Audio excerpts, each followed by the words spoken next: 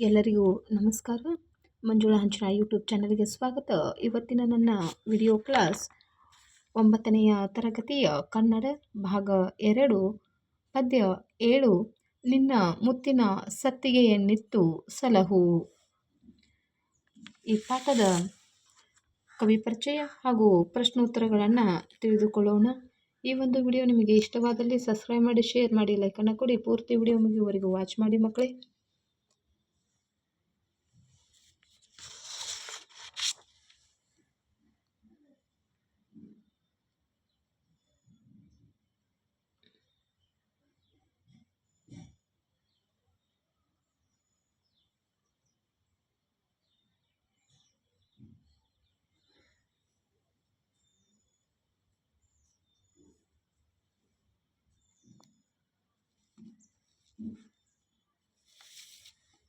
ಮೊದಲಿಗೆ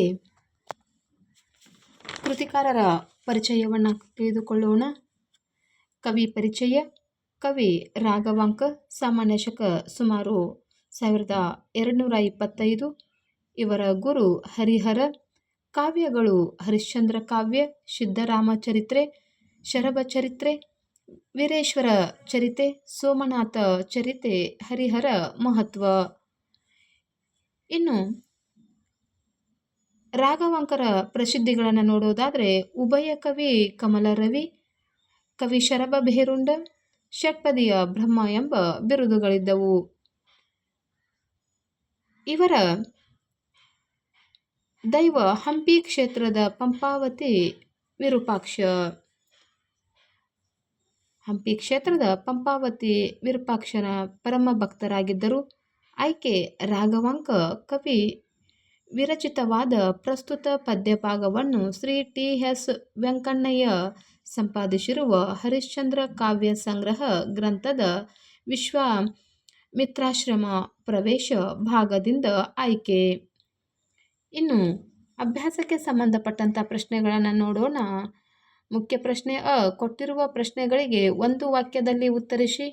ಮೊದಲನೆಯ ಪ್ರಶ್ನೆ, ಗಾನರಾಣಿಯ ಅವನೀಶವನ್ನು ನೋಡಲು ಬಂದದ್ದನ್ನು ಕವಿಯು ಯಾವುದನ್ನು ಹೋಲಿಸಿದ್ದಾನೆ, ಯಾವುದಕ್ಕೆ ಹೋಲಿಸಿದ್ದಾನೆ? ಉತ್ತರ, ಗಾನರಾಣಿಯರು ಅವನೀಶನನ್ನು ನೋಡಲು ಬಂದಿದ್ದನ್ನು ಕವಿಯು ಕಾಳರಾತ್ರಿಯ ಕನ್ಯೆಯರು ಹಗಲನ್ನು ನೋಡುವುದಕ್ಕೆಂದು ಬಂದಂತೆ ಎಂದು ಹೋಲಿಸಿದ್ದಾರೆ. ಎರಡನೆಯ ಪ್ರಶ್ನೆ, ಗಾನರಾಣಿಯರಿಗೆ ಹರಿಶ್ಚಂದ್ರನು ಯಾವ ಬಹುಮಾನವನ್ನು ಕೊಟ್ಟನು? ಉತ್ತರ, ಗಾನರಾಣಿಯರಿಗೆ ಹರಿಶ್ಚಂದ್ರನು ಆಭರಣವನ್ನು ಬಹುಮಾನವನ್ನಾಗಿ ಕೊಟ್ಟನು. ಮೂರನೆಯ ಪ್ರಶ್ನೆ, ಗಾನರಾಣಿಯರು ಹರಿಶ್ಚಂದ್ರನನ್ನು ಏನೆಂದು ಕೊಡು ಎಂದು ಕೇಳಿದರು? ಉತ್ತರ, ಗಾನರಾಣಿಯರು ಹರಿಶ್ಚಂದ್ರನನ್ನು ಮುತ್ತಿನ ಸತ್ತಿಗೆಯನ್ನು ಕೊಡು ಎಂದು ಕೇಳಿದರು. ನಾಲ್ಕನೆಯ ಪ್ರಶ್ನೆ, ಸುತ್ತಿಗೆಯು ಯಾವಾಗ ದೈವ ಸ್ವರೂಪ ಎಂದು ಹರಿಶ್ಚಂದ್ರನು ಹೇಳುತ್ತಾನೆ? ಉತ್ತರ,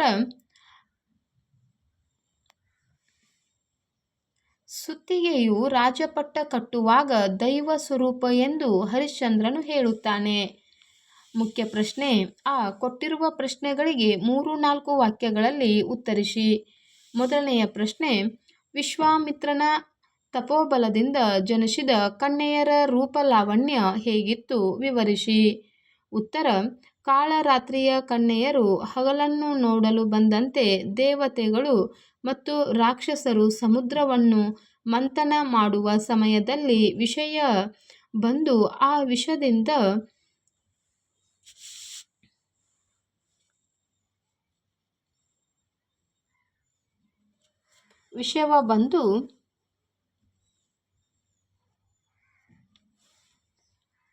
ವಿಷದಿಂದ ಹೊಗೆ ಸುರಿದು ಕಪ್ಪಾಗಿ ಗಟ್ಟಿಯಾದಂತೆ ಅಲ್ಲಿನ ಜಲದೇವತೆಗಳು ಮನದಲ್ಲಿ ನೊಂದು ಜಲದೇವಿಯರು ಮನುಷ್ಯರಾದಂತೆ ಬ್ರಹ್ಮನು ಮಾಡಿದ ನೀಲಿಗೊಂಬೆಗಳಿಗೆ ಜೀವ ಬಂದಂತೆ ಆ ಕನ್ಯೆಯರು ಇದ್ದರು.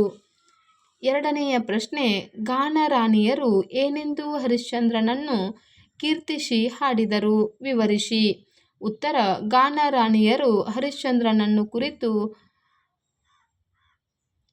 ಮಜಭಾಪ ಅದಟರಾಯ ಮಜರೆ ರಾಯ ಒಳಕಾರ ರಾಯ ಕಂಟಕ ರಾಯ ಜಗಜಟ್ಟಿ ರಾಯ ದಲ್ಲಣ ರಾಯ ಕೋಳಾಹಳ ರಾಯ ಭುಜಬಲಂಭೀಮ ರಾಯ ಮರ್ದನ ಎಂದು ಗುಣಗಾನ ಮಾಡುತ್ತಾ ನೀನು ಯಾವಾಗಲೂ ಚಿರಂಜೀವಿಯಾಗಿರು ಎಂದು ಕೀರ್ತಿಸಿ ಹಾಡಿದರು. ಮೂರನೆಯ ಪ್ರಶ್ನೆ, ಹರಿಶ್ಚಂದ್ರನು ಮುತ್ತಿನ ಸತ್ತಿಗೆಯನ್ನು ಏಕೆ ಕೊಡಲು ಸಾಧ್ಯವಿಲ್ಲ ಎಂದು ಹೇಳಿದನು? ಉತ್ತರ, ಹರಿಶ್ಚಂದ್ರನು ಗಾನರಾಣಿಯರಿಗೆ ಸೂರ್ಯವಂಶದ ರಾಜರಿಗೆ ಪಟ್ಟಾಭಿಷೇಕಕ್ಕೆ ಸತ್ತಿಗೆಯು ಅತಿ ಅಗತ್ಯವೆಂದು ಹೇಳಿ ಯುದ್ಧ ಭೂಮಿಯಲ್ಲಿ ಸತ್ತಿಗೆಯನ್ನು ಕಂಡು ಶತ್ರುಗಳು ನಿಲ್ಲುವುದಿಲ್ಲ. ಇದು ವಿಪತ್ತು, ದುಃಖವನ್ನು, ರೋಗ, ಸೋಲು, ಭಯ ದೂರ ಮಾಡುವುದರಿಂದ ಮುತ್ತಿನ ಸುತ್ತಿಗೆಯನ್ನು ಕೊಡಲು ಸಾಧ್ಯವಿಲ್ಲ ಎಂದು ತಿಳಿಸಿದನು. ನಾಲ್ಕನೆಯ ಪ್ರಶ್ನೆ, ಸತ್ತಿಗೆಯು ಯಾವಾಗ ದೈವ ಸ್ವರೂಪ ಎಂದು ಹರಿಶ್ಚಂದ್ರನು ಹೇಳುತ್ತಾನೆ? ಉತ್ತರ, ಹರಿಶ್ಚಂದ್ರನು ಹೇಳುವಂತೆ ಸತ್ತಿಗೆಯನ್ನು ಬೇರಾರಿಗೂ ಕೊಡಲಾಗದು. ಅದು ವಂಶ ಪಾರಂಪರ್ಯದ ತಂದೆಯಂಥದ್ದು, ಪಟ್ಟಾಭಿಷೇಕದಲ್ಲಿ ಪೂಜಿಸಲ್ಪಡುವುದರಿಂದ ದೇವರಂಥದ್ದು, ನೆರಳಿನ ತಂಪು ಕೊಡುವುದರಿಂದ ತಾಯಿಯಂಥದ್ದು, ಯುದ್ಧದಲ್ಲಿ ಶತ್ರುಗಳನ್ನು ನಡುಗಿಸುವುದರಿಂದ ಚತುರಂಗ ಬಲವೆಂದು ಸುತ್ತಿಗೆಯ ಮಹಿಮೆ ಪ್ರಸಿದ್ಧವಾಗಿದೆ. ಮುಖ್ಯ ಪ್ರಶ್ನೆ, ಈ ಕೊಟ್ಟಿರುವ ಪ್ರಶ್ನೆಗಳಿಗೆ 8-10 ವಾಕ್ಯಗಳಲ್ಲಿ ಉತ್ತರಿಸಿ. ಉತ್ತರ, ಹರಿಶ್ಚಂದ್ರನು ನೀಡಿದ ಬಹುಮಾನವನ್ನು ತಿರಸ್ಕರಿಸಿ ಗಾನರಾಣಿಯರು ಹೇಳಿದ ಮಾತುಗಳನ್ನು ತಿಳಿಸಿ. ಉತ್ತರ, ಹರಿಶ್ಚಂದ್ರನು ನೀಡಿದ ಬಹುಮಾನವನ್ನು ತಿರಸ್ಕರಿಸಿ ಗಾನರಾಣಿಯರು ಹೀಗೆ ಹೇಳುತ್ತಾರೆ: ಬಡತನದ ಸಮಯದಲ್ಲಿ ಆನೆಯು ದೊರೆತು ಫಲವೇನು? ಬಾಯಾರಿಕೆಯ ಸಮಯದಲ್ಲಿ ತುಪ್ಪವು ದೊರಕಿ ಫಲವೇನು? ರೋಗ ಬಂದು ಬಿದ್ದಿರುವಾಗ ರಂಬೆಯು ದೊರಕಿ ಫಲವೇನು? ಸಾಯುವ ಸಮಯದಲ್ಲಿ ರಾಜ್ಯದ ದೊರೆತನ ದೊರಕಿ ಫಲವೇನು? ಅದರ ಬದಲು ಸಮುದ್ರದಲ್ಲಿ ಮುಳುಗುವವರಿಗೆ ತೆಪ್ಪವನ್ನು, ಬಡವನಿಗೆ ಚಿನ್ನವನ್ನು, ಅತಿ ರೋಗಿಗೆ ಅಮೃತವನ್ನು ಕೊಟ್ಟರೆ ಅವರು ಸಂತೋಷವನ್ನು ಹೊಂದುವರು. ಅವರನ್ನು ಹೋಲುವ ನಮಗೆ ಸಾಡನೆ ಸುಡುವ ಈ ಬಿರುಬಿಸಿಲ ಸೆಕೆಯಲ್ಲಿ ಉಸಿರಿನ ಬಿಸಿ ಹೆಚ್ಚಾಗಿ ಉರಿಯ ಹತ್ತಿದೆ. ನಮ್ಮ ಬಾಯಿ ಬತ್ತಿ ಹೋಗಿದೆ. ಬಿಸಿಲ ಝಳದಿಂದ ಸಾವು ಆವರಿಸುತ್ತಿದೆ. ಆದ್ದರಿಂದ ನಮಗೆ ನಿನ್ನ ಮುತ್ತಿನ ಸುತ್ತಿಗೆಯನ್ನು ಕೊಟ್ಟು ನಮ್ಮನ್ನು ಕಾಪಾಡು ಎಂದರು. ಎರಡನೆಯ ಪ್ರಶ್ನೆ, ಹರಿಶ್ಚಂದ್ರ ಮತ್ತು ಗಾನರಾಣಿಯರ ನಡುವೆ ನಡೆದ ಸಂವಾದವನ್ನು ಸಂಗ್ರಹಿಸಿ ಬರೆಯಿರಿ. ಉತ್ತರ, ಹರಿಶ್ಚಂದ್ರನ ಬಳಿ ಬಂದು ಗಾನರಾಣಿಯರು ಹಾಡಿ ನೃತ್ಯವನ್ನು ಮಾಡಿ ಅವನ ಮನಸ್ಸನ್ನು ಸಂತೋಷಪಡಿಸುತ್ತಾರೆ. ಆಗ ಹರಿಶ್ಚಂದ್ರನು ಗಾನರಾಣಿಯರಿಗೆ ತನ್ನ ಆಭರಣಗಳನ್ನು ನೀಡಲು ಮುಂದಾದನು. ಆಗ ಗಾನರಾಣಿಯರು ಆಭರಣಗಳನ್ನು ತಿರಸ್ಕರಿಸಿ, ಬಡವನಿಗೆ ಆನೆ ಕೊಟ್ಟರೆ ಏನು ಫಲ? ನೀನು ಕೇಳಿದವರಿಗೆ ತುಪ್ಪ ಕೊಟ್ಟರೆ ಏನು ಫಲ? ರೋಗದಿಂದ ಬಳಲುತ್ತಿರುವವನಿಗೆ ರಂಬೆ ದೊರಕಿದರೆ ಏನು ಫಲ? ಸಾಯುವ ಸಮಯದಲ್ಲಿ ರಾಜ್ಯ ದೊರಕಿದರೆ ಏನು ಫಲ? ಕಡಲಿನಲ್ಲಿರುವವನಿಗೆ ತೆಪ್ಪದ ಅವಶ್ಯಕತೆ ಇರುವ ಹಾಗೆ ಬಿರುಬಿಸಿಲಿನಲ್ಲಿ ನೃತ್ಯ ಮಾಡಿ ಬೆಂಡಾಗಿರುವ ನಮಗೆ ಇಂತಹ ಆಭರಣಗಳು ಬೇಡ. ನಿನ್ನಲ್ಲಿರುವ ಮುತ್ತಿಗೆಯ ಸತ್ತಿಗೆಯನ್ನು ಕೊಡು ಎಂದು ಕೇಳುವರು. ಆಗ ಹರಿಶ್ಚಂದ್ರನು ಸೂರ್ಯವಂಶದ ಪರಂಪರೆಯ ರಾಜರಿಗೆ, ಸತ್ತಿಗೆಯು ಇಲ್ಲದಿದ್ದರೆ ರಾಜತನವು ದೊರೆಯುವುದಿಲ್ಲ. ಪ್ರೀತಿಯಿಂದ ಎಲ್ಲವನ್ನೂ ಕೊಡಬಹುದು, ಆದರೆ ತಾಯಿ, ತಂದೆ, ಸತಿ, ದೇವರನ್ನು ಕೊಡಲು ಸಾಧ್ಯವಿಲ್ಲ. ಸತ್ತಿಗೆಯು ಯುದ್ಧಭೂಮಿಯಲ್ಲಿ ಚತುರಂಗ ಬಲದಂತೆ ಎಂದು ಹೇಳುತ್ತಾನೆ. ಆಗ ಗಾನರಾಣಿಯರು, ಮಹಾರಾಜ, ನೀನು ಈಗ ಹೇಳಿದಂತೆ ಇವರಾರನ್ನೂ ಕೊಡಬೇಡ. ನಿನ್ನ ಬಳಿ ಇರುವ ಈ ಮುತ್ತಿನ ಸತ್ತಿಗೆಯನ್ನು ಕೊಡು. ಸತ್ತಿಗೆಯ ಮೇಲೆ ನಿನಗೇಕೆ ಇಷ್ಟೊಂದು ಮೋಹ ಎಂದು ಕೇಳುತ್ತಾರೆ. ಆಗ ಹರಿಶ್ಚಂದ್ರನು ಸತ್ತಿಗೆಯನ್ನು ಕುರಿತು, ಯುದ್ಧಭೂಮಿಯಲ್ಲಿ ಸತ್ತಿಗೆಯನ್ನು ಕಂಡಾಗ ಶತ್ರುಗಳು ಸಹ ಹೆದರಿ ಓಡುವರು. ಈ ಸತ್ತಿಗೆಯ ನೆರಳಿನಲ್ಲಿರುವವರಿಗೆ ವಿಪತ್ತು, ಅಡಚಣೆಗಳು, ಬಡತನ ಸಮಸ್ಯೆಗಳು, ರೋಗಗಳು, ಸೋಲು, ಅಪಕೀರ್ತಿ ಹಾಗೂ ಭಯವೂ ಸಹ ಆಗುವುದಿಲ್ಲ.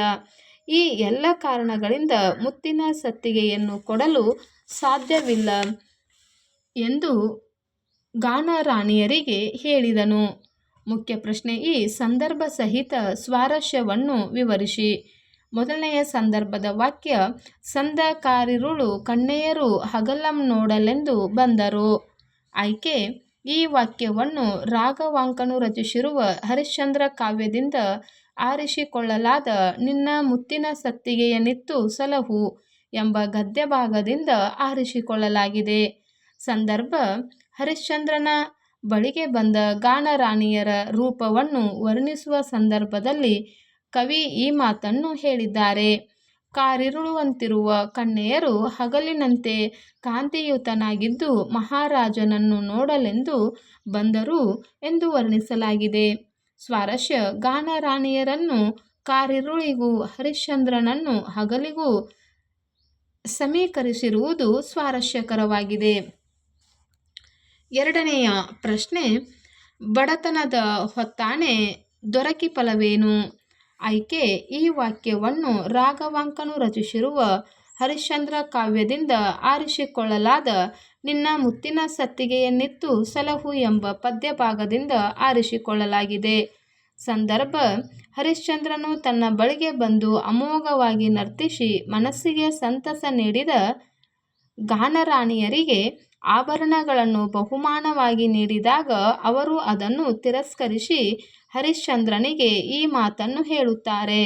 ತಮಗೆ ಈ ಬಹುಮಾನ ನೀಡಿದ್ದು ಸೂಕ್ತವಲ್ಲ ಎಂದು ಹೇಳುತ್ತಾರೆ.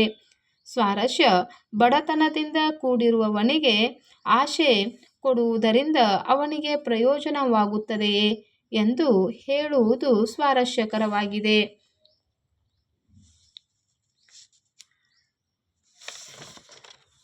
ಇನ್ನು ಮೂರನೆಯ ಸಂದರ್ಭದ ವಾಕ್ಯ: ನಿನ್ನ ಮುತ್ತಿನ ಸತ್ತಿಗೆಯನ್ನಿತ್ತು ಸಲಹು ಭೂಭುಜವೆಂದರು.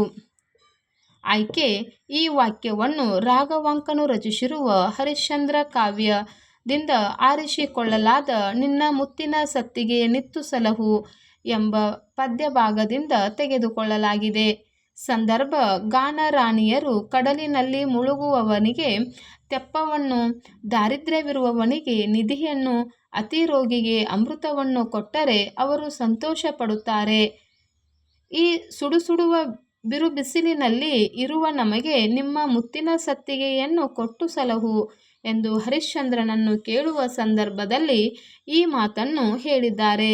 ಸ್ವಾರಸ್ಯ: ವಂಶ ಪಾರಂಪರ್ಯವಾಗಿ ಬಂದಿರುವ ಪವಿತ್ರವಾದ ರಾಜಲಾಂಛನಗಳಲ್ಲಿ ಒಂದಾದ ಸತ್ತಿಗೆಯನ್ನು ಗೊಡೆಯನ್ನು ತಮ್ಮ ಬಿಸಿಲ ಬೇಗೆ ಪರಿಹರಿಸಿಕೊಳ್ಳಲು ಕೇಳುವುದು ಸ್ವಾರಸ್ಯಕರವಾಗಿದೆ. ನಾಲ್ಕನೆಯ ಸಂದರ್ಭದ ವಾಕ್ಯ: ಅನುನಯದೊಳೆಲ್ಲವಂ ಕೊಡಬಹುದು ಬಿಡಬಹುದು. ಆಯ್ಕೆ: ಈ ವಾಕ್ಯವನ್ನು ರಾಘವಾಂಕನು ರಚಿಸಿರುವ ಹರಿಶ್ಚಂದ್ರ ಕಾವ್ಯದಿಂದ ಆರಿಸಿಕೊಳ್ಳಲಾಗಿದೆ. ನಿನ್ನ ಮುತ್ತಿನ ಸತ್ತಿಗೆಯನ್ನಿತ್ತು ಸಲಹು ಎಂಬ ಪದ್ಯಭಾಗದಿಂದ ತೆಗೆದುಕೊಳ್ಳಲಾಗಿದೆ. ಸಂದರ್ಭ: ಹರಿಶ್ಚಂದ್ರನು ಬಹುಮಾನವಾಗಿ ನೀಡಿದ ಆಭರಣಗಳಿಗೆ ಬದಲಾಗಿ ಗಾನರಾಣಿಯರು ನಿನ್ನ ಮುತ್ತಿನ ಸತ್ತಿಗೆಯನ್ನು ನೀಡು ಎಂದು ಕೇಳಿದಾಗ ಹರಿಶ್ಚಂದ್ರನು ಈ ಮಾತನ್ನು ಹೇಳುತ್ತಾನೆ. ಪ್ರೀತಿಯಿಂದ ಎಲ್ಲವನ್ನೂ ಕೊಡಬಹುದು ಬಿಡಬಹುದು. ಹಾಗೆಂದು ತಾಯಿ, ತಂದೆ, ಹೆಂಡತಿ, ಮಕ್ಕಳು, ಬಂಧು ಬಾಂಧವರು, ದೇವರು, ವಿಶ್ವಾಸವಿಟ್ಟುಕೊಂಡಿರುವ ಪರಿವಾರವನ್ನು ನೀಡಲು ಸಾಧ್ಯವೇ ಎಂದು ಹರಿಶ್ಚಂದ್ರ ಅವರಿಗೆ ಮನವರಿಕೆ ಮಾಡುತ್ತಾನೆ. ಸ್ವಾರಸ್ಯ: ಕುಟುಂಬ, ಬಂಧು ಬಾಂಧವರು, ಮನೆತನದ ದೇವರು ಮುಂತಾದವರನ್ನು ಯಾರಿಗೂ ಬಿಟ್ಟುಕೊಡದೆ ಕಾಪಾಡುವುದು ಪ್ರತಿಯೊಬ್ಬ ವ್ಯಕ್ತಿಯ ಕರ್ತವ್ಯವೆಂಬುದು ಇಲ್ಲಿ ಸ್ವಾರಸ್ಯಪೂರ್ಣವಾಗಿ ವ್ಯಕ್ತವಾಗಿದೆ. ಇನ್ನು ಭಾಷೆಯ ಸೊಬಗು.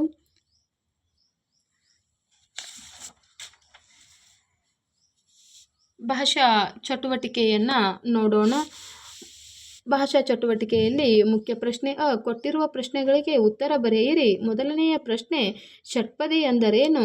ವಿಧಗಳ್ಯಾವುವು? ಉತ್ತರ: ಮಾತ್ರಾಗಣಕ್ಕೆ ಸೇರಿದ ಪದ್ಯ ಪ್ರಕಾರವನ್ನು ಷಟ್ಪದಿ ಎನ್ನುವರು ಅಥವಾ 6 ಚರಣಗಳಿಂದ ಕೂಡಿದ ಕನ್ನಡದ ಒಂದು ಕಾವ್ಯ ಪ್ರಕಾರವೇ ಷಟ್ಪದಿ. ಷಟ್ಪದಿಯಲ್ಲಿ 6 ವಿಧಗಳು ಶರ, ಕುಸುಮ, ಭೋಗ, ಭಾಮಿನಿ, ಪರಿವರ್ಧಿನಿ, ವಾರ್ಧಕ ಎಂಬ 6 ಪ್ರಕಾರಗಳಿವೆ. ಎರಡನೆಯ ಪ್ರಶ್ನೆ, ಭಾಮಿನಿ ಷಟ್ಪದಿಯ ಲಕ್ಷಣಗಳೇನು? ಭಾಮಿನಿ ಷಟ್ಪದಿಯ ಲಕ್ಷಣಗಳು 1, 2, 4 ಮತ್ತು 5ನೆಯ ಸಾಲುಗಳಲ್ಲಿ 3 ಮಾತ್ರೆಗಳ ಗಣದ ಅನಂತರ 4 ಮಂತ್ರಗಳ ಗಣಗಳು ಅನುಕ್ರಮವಾಗಿ ಎರಡೆರಡು ಬರುತ್ತವೆ.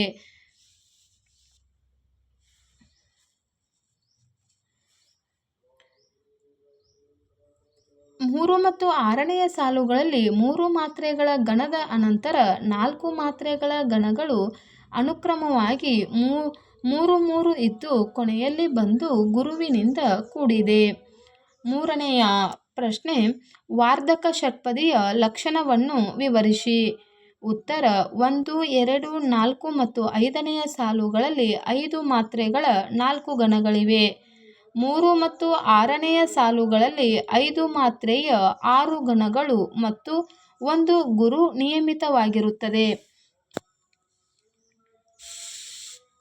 ಇನ್ನು ಮುಖ್ಯ ಪ್ರಶ್ನೆ ಆ ಕೊಟ್ಟಿರುವ ಪದ್ಯ ಭಾಗವನ್ನು ಪೂರ್ಣಗೊಳಿಸಿ ಕಂಠಪಾಠ ಮಾಡಿರಿ. ಮೊದಲನೆಯದಾಗಿ, ಸಂದಕಾರಿರುಳು ಕನ್ನೆಯರು ಹಗಲಮ್ಮ ನೋಡು. ಮಕ್ಕಳೇ, ನಿಮ್ಮ ಪದ್ಯ ಭಾಗದಲ್ಲಿ ಕೊಟ್ಟಂತಹ ಈ ಭಾಗವನ್ನು ಬರೆದು ಕಂಠಪಾಠ ಮಾಡಿ. ಇನ್ನು ಎರಡನೆಯದಾಗಿ, ಬಡತನದ ಹೊತ್ತಾನೆ ದೊರಕಿ ಫಲವೇನು ನೀ, ಈ ಪದ್ಯ ಭಾಗವನ್ನು ಬರೆದು ಕಂಠಪಾಠ ಮಾಡಬೇಕು. ಬಡತನದ ಹೊತ್ತಾನೆ ದೊರಕಿ ಫಲವೇನು ನೀ ಕಂಠಪಾಠ ಮಾಡಬೇಕಾದಂತಹ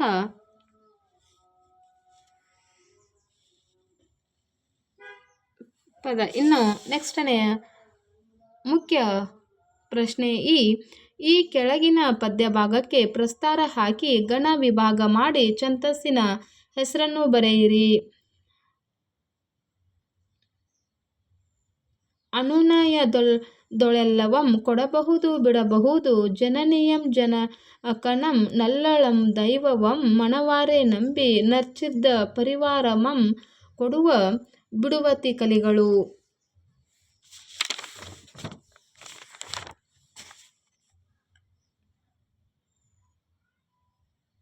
ಮಕ್ಕಳೇ, ಈ ರೀತಿಯಾಗಿ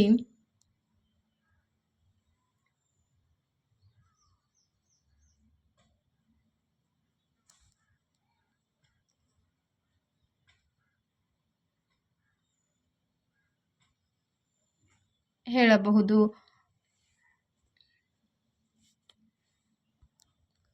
ಮಕ್ಕಳೇ, ಇದುವರೆಗೂ 9ನೆಯ ತರಗತಿಯ ಕನ್ನಡ 7ನೆಯ ಪದ್ಯ ನಿನ್ನ ಮುತ್ತಿನ ಸತ್ತಿಗೆ ನಿತ್ತು ಸಲಹು ಪದ್ಯದ ಸಂಪೂರ್ಣ ಪ್ರಶ್ನೋತ್ತರಗಳನ್ನು ನೋಡಿದ್ದೇವೆ. ಈ ಒಂದು ವಿಡಿಯೋವನ್ನು ವೀಕ್ಷಿಸಿದಂತಹ ಎಲ್ಲ ಮುದ್ದು ಮಕ್ಕಳಿಗೆ ಧನ್ಯವಾದಗಳು. ಟೇಕ್ ಕೇರ್ ಮಕ್ಕಳೇ. ಬಾಯ್. Thank you.